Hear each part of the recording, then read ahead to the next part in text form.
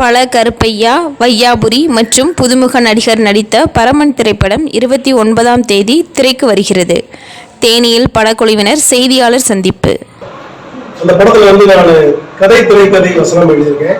ஒரு முக்கிய கதாபாத்திரத்தில் நடிச்சிருக்கேன். இந்த படம் வருகிற நவம்பர் 29ஆம் தேதி ரிலீஸ் ஆகுது படத்துல தியேட்டர்ல.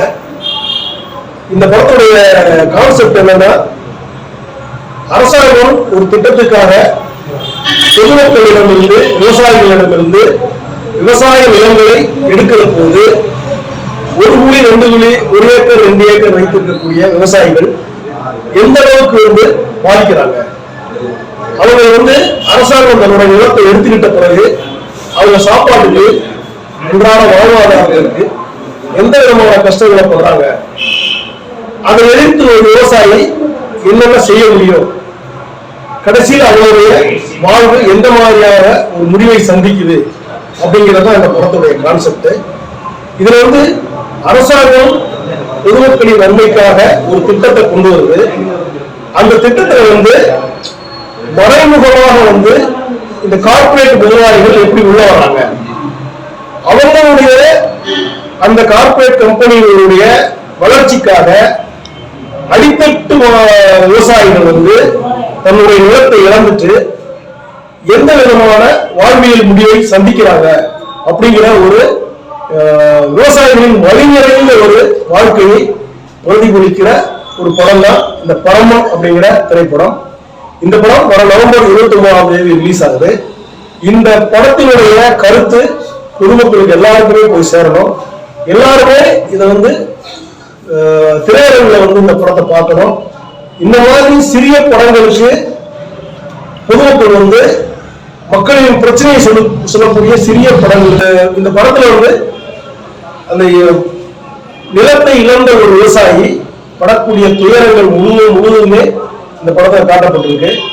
பொதுமக்கள் என்ன நினைக்கிறோம்னா, யாராவது ஒரு விவசாயிகளோட நிலத்தை அரசாங்கம் எடுத்துக்கிச்சுன்னா அவனுடைய நிலம் தானே போனா போட்டோம் அப்படின்னு நினைக்கிறோம். அது இல்ல, அந்த விவசாயியோட நிலத்தை இழந்தாங்கன்னா நமக்கு சாப்பாடு பிரச்சனை வரும். ஒவ்வொரு பொதுமக்களும் உணரக்கூடிய ஒரு தருணம் இருக்கு. இப்படியே ஒவ்வொன்றுக்குமா விவசாய நிலங்கள் அழிக்கப்பட்டுட்டே போயிட்டே இருந்தா கடைசியில நம்ம சாப்பாட்டுக்கு வேற ஒரு நாட்டை தான் நம்ம வேற நாட்டை நோக்கி தான் கையெழுந்தணும். அந்த மாதிரி ஒரு சூழல் வந்துடும். அதனால நாட்டின் வளர்ச்சி முக்கியம்தான், ஆனால் அதற்காக விவசாய நிலங்கள் அழிக்கப்பட வேண்டுமா? சாதாரண அன்றாடம் வாழ்வுக்கு அன்றாட கஞ்சிக்கு சாப்பாட்டுக்கு வைத்திருக்கக்கூடிய ஒரு விவசாயத்தை அந்த நிலத்தை புடுங்கிக்கிட்டா இந்த நாடு முன்னேறும் அப்படின்னு நம்ம நினைக்கலாமா அப்படிங்கிற ஒரு கேள்வியை இந்த படம் முன்வைக்குது. இதை கண்டிப்பா பத்திரிகையாளர்கள், நிருபர்கள் இதை பொதுமக்களுக்கு எடுத்துட்டு போய் சேர்க்கணும். எல்லா பொதுமக்களும் தியேட்டருக்கு இந்த படத்தை பார்க்கணும். இந்த படத்தை கால்ஸ்ங்கிற படத்தை இயக்குன ஜே சபரீஸ் அப்படிங்கிறவரு இயக்கியிருக்காரு. இவரு சிபி சக்கரவர்த்தி கேமரா பண்ணியிருக்காரு. இதுல தமிழ் அன்சாரி பாடல்களுக்கு இசையமைச்சிருக்காரு. நந்துதாசன், ஏகாதசி பாடல்கள் எழுதியிருக்காங்க. இதுல super good Subramani, hello Kandasamy, Jayachandran, villain Sathya, முக்கியமான வில்லனா பல கருப்பையா பண்ணியிருக்காரு. அது இல்லாம இன்னும் வையாபுரி இதுவரைக்கும் நீங்க எதிர்பார்க்காத ஒரு கேரக்டர் இந்த படத்துல பண்ணியிருக்காரு. சொல்லுங்க. வையாபுரி இதுவரைக்குமே எந்த படத்துலயும் பண்ணாத ஒரு கதாபாத்திரத்தை இந்த படத்துல பண்ணியிருக்காரு.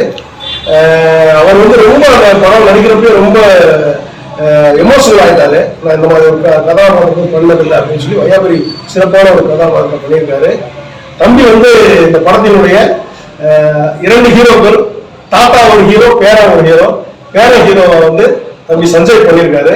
மிக அற்புதமா பண்ணியிருக்காரு. முதல் படம் இல்லாம சிறப்பான ஒரு நடிப்பு படத்துல கொடுத்திருக்காரு. அது இல்லாம மதுன்னு சொல்லி ஒரு ஹீரோயின் நடிச்சிருக்காங்க. அவங்களும் சிறப்பா பண்ணியிருக்காங்க. இது இல்லாம இன்னும் சின்ன சின்ன கேரக்டர் நடிக்கிற ஒரு கிட்டத்தட்ட ஒரு 15-20 நடிகர்கள், நமக்கு பரிச்சயமான நடிகர்கள் இந்த படத்தில் நடிச்சிருக்காங்க. செய்திகளை உடனுக்குடன் தெரிந்து கொள்ள தினமுல்லை நியூஸ் தமிழ் சேனலை சப்ஸ்கிரைப் பண்ணுங்க.